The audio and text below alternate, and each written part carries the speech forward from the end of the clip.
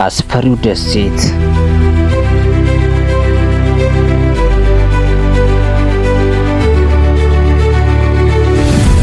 ስኔክ አይስላንድ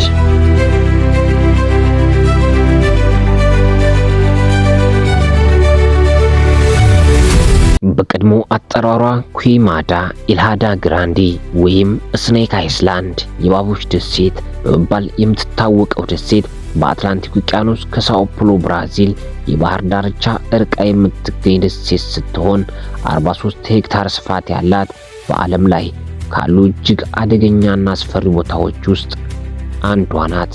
ይህ ደሴት ለአደጋ የተጋለጡና በጣም መርዛማ የሆኑ የወርቅ ላንስሄድ የፒት ቫይፐር ብቸኛ መኖሪያ ሲሆን በአንድ ስፍራ ወይም በአንድ ካሬ መሬት ላይ ከ1 እስከ 5 እባቦች እንደሚኖሩ ይገመታል።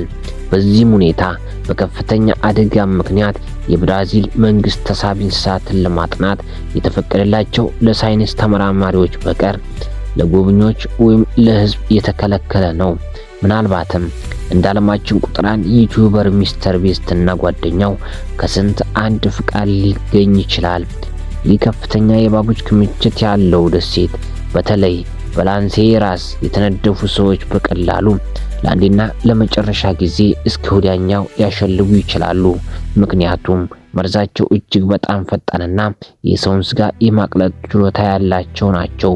በዚህም አካባቢ የሚኖሩ እባቦች የሚመገቡት አዋፋትን ነው።